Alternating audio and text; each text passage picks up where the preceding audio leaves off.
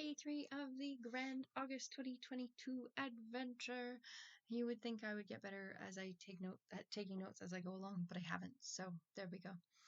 Alright, today we left Easton Gatehouse and zoomed over to Kelmarsh Hall. It is a 17th century Palladian style hall built in 732 for William Hanbury by Francis Warwick. I think that should say 18th century. I apologize. So built for William Hanbury by Francis Warwick. Richard Christopher Naylor, a Liverpool banker, cotton trader, and horse racing enthusiast, purchased the estate in 1864, mainly for its hunting potential. In 1902, George Granville Lancaster bought the estate, and then his son Claude inherited it in 1924, and later it was passed on to Claude's eldest daughter, Cicely. In 1967, she established the Kelmarsh Trust to safeguard the estate's future after her death in 1996. Ronald Tree and his wife Nancy née Perkins took on a 60-year repairing lease on the hall in 1929. So instead of paying rent, they took that money and made improvements to the house. Ronald Tree became a Member of Parliament for Harborough in 1933, and his wife became well known for her work and taste in interior design.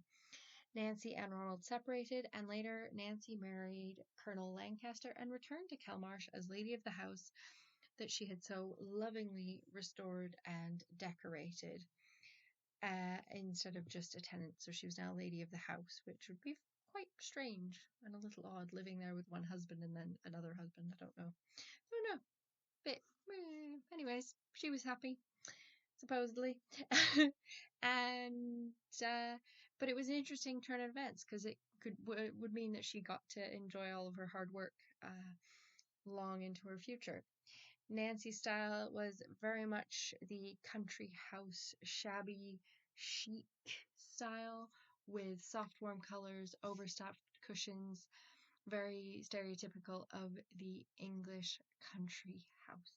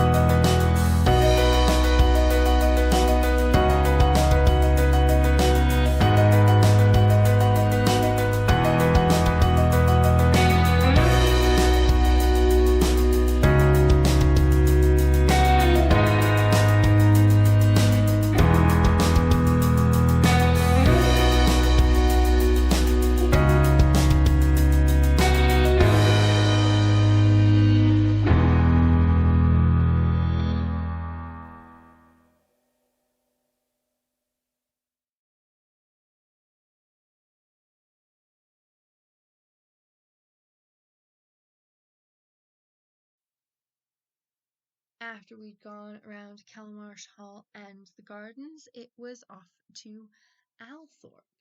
Althorp has belonged to the Spencer family for more than 500 years and has been owned by Charles Spencer, the 9th Earl, since 1992.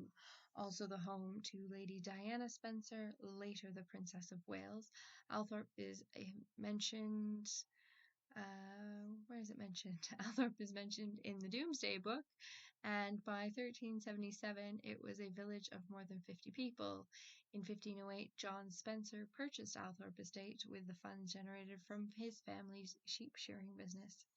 The house dates back to 1688, replacing the earlier house that was visited by King Charles I. During the 18th century, the house became a major cultural hub in England and parties were held regularly. The house at Althorp was a classically beautiful red brick Tudor building. I think it's a similar color to the stables that you see us drive up to and back away from. So red brick Tudor building, but starting in 1788, its appearance was radically altered when Henry Holland was commissioned to make extensive changes.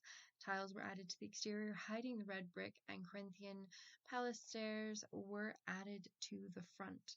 A number of furnishings and fireplaces were brought to Althorp from Spencer House in London during the Blitz for safekeeping and still remain.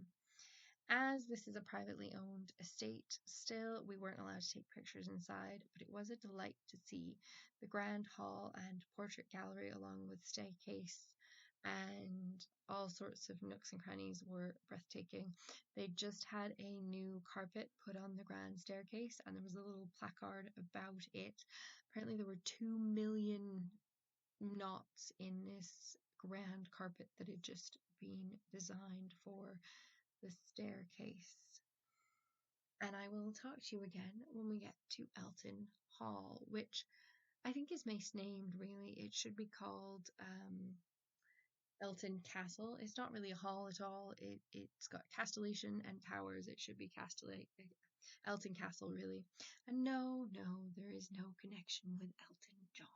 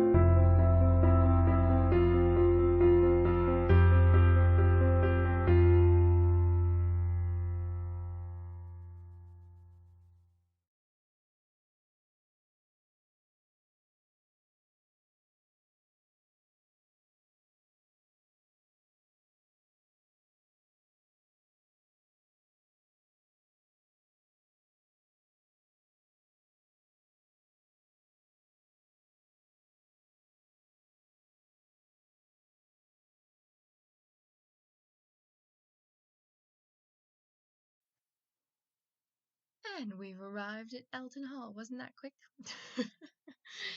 Oh, dear. Elton Hall has been home to the Proby family since 1660. It is an enchanting house which has evolved through the century, and every room is full of magnificent treasures for all to enjoy. We again weren't allowed to take pictures inside this one, so just go and take a visit. That'll solve all your questions. The main tower was built in 1475 and still remains.